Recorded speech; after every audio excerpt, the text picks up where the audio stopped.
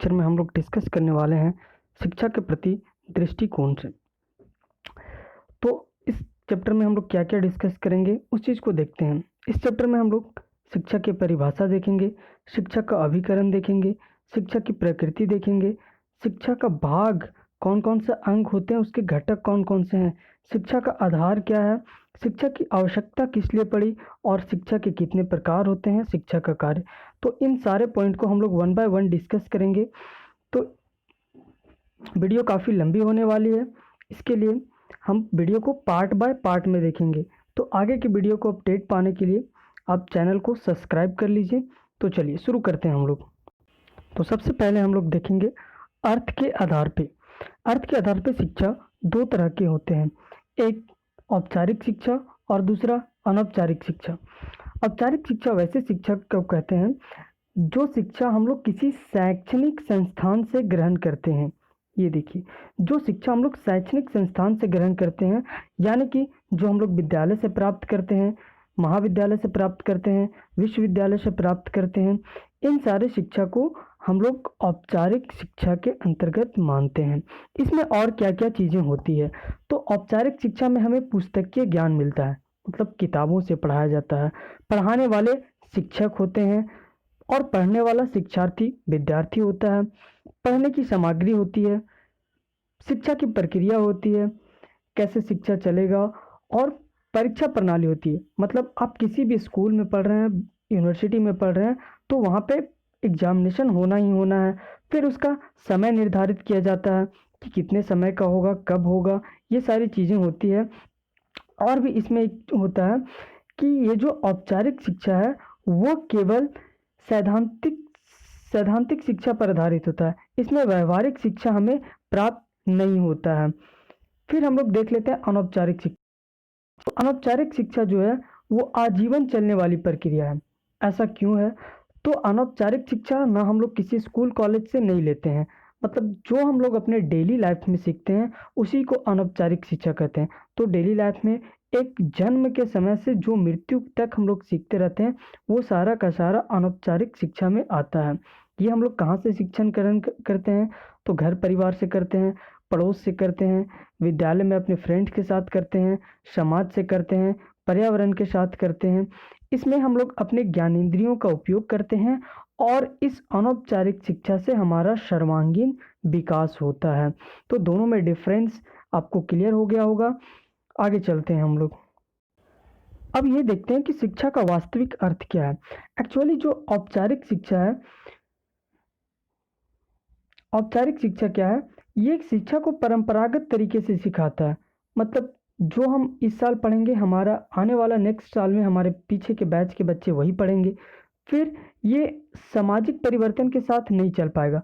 मतलब समाज में जो परिवर्तन होते जाता है इसके साथ ये तुरंत अडॉप्ट नहीं होता है, चीज़ें अपडेट होती है, लेकिन उसके लिए हमें टाइम लगता है। व्यक्ति जो है वो इस शिक्षा को अपने व्यवहारिक जीवन में नहीं ले पाता है। देखिए, व्यक्ति व्यवहारिक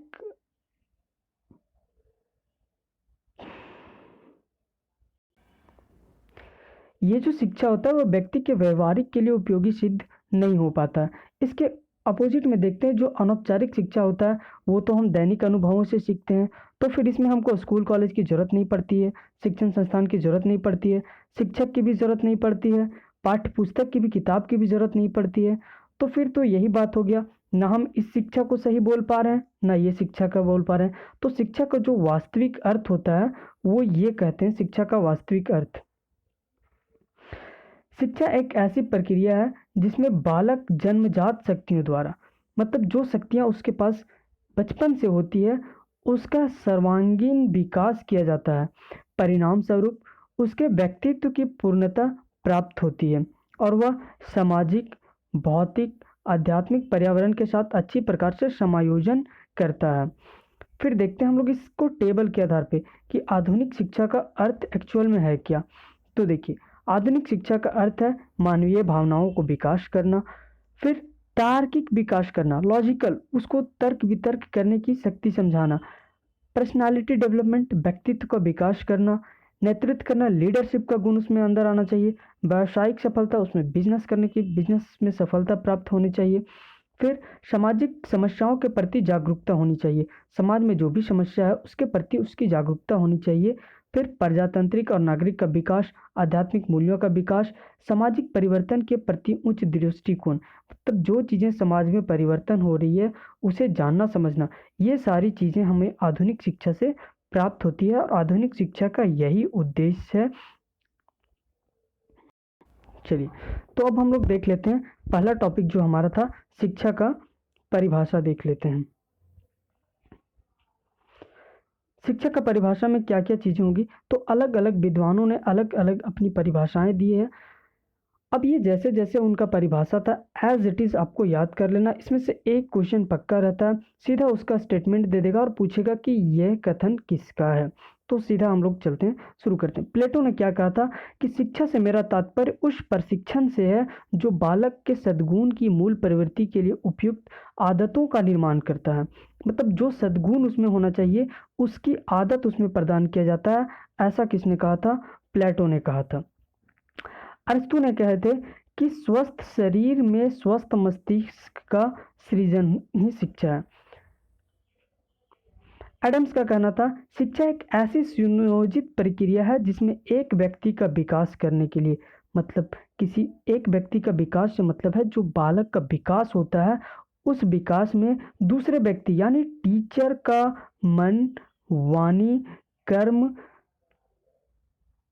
द्वारा प्रभाव पड़ता है। हर्बार्ट के अनुसार शिक्षा नैतिक चरित्र का उचित विकास है। ये किसने कहा था? हर्बार्ट ने कहा था। मिल्टन के अनुसार मैं पूर्ण और उदार शिक्षा उसको कहता हूँ जो किसी व्यक्ति को इस योग्य बना दे कि वह निजी और सार्वजनिक तथा शांति के युद्धकालीन कार्यों को दक्षता एवं सुंदर एवं सुनियोजित ढंग से कर सके। फ्रांसिन के अनुसार आधुनिक शिक्षा का संबंध व्यक्ति के समाज दोनों का कल्याण से है। जो भी शिक्षा आधुनिक में मिलेगा उसमें व्यक्ति का भी कल्याण होगा और समाज दोनों का कल्याण होगा, ऐसा फ्रांसिन ने कहा था।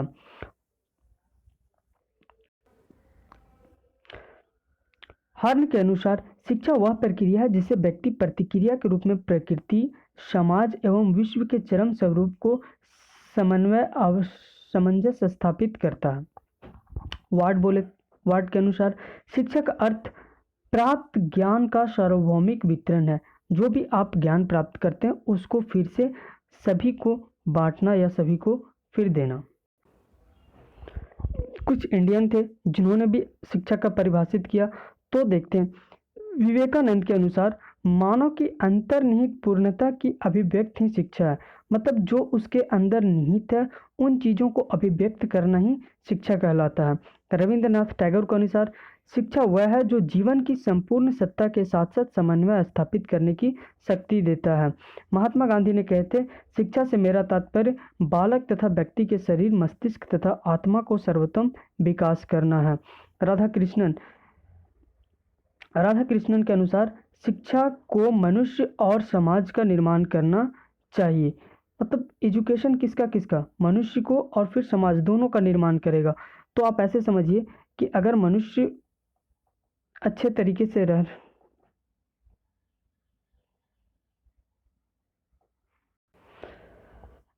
मनुष्य से ही क्या होता है? समाज का निर्माण होता है। तो अगर कोई व्यक्ति शिक्षा प्राप्त कर रहा है तो उसे ऑटोमेटिक है कि समाज सही हो जाएगा। अगला है कोठारी आयोग के द्वारा। कोठारी आयोग ने कहा था कि भारतीय विचारधारा के अनुसार शिक्षा जीविकोपार्जन का साधन ही नहीं है, न यह विचार की पौधशाला है या नागरिकता का स्कूल है, वरन यह मानव की आत्मा को प्रेरित करती है और उसे सत्य की खोज हेतु प्रशिक्षित करती है। ये कोठारी आयोग द्वारा शिक्षा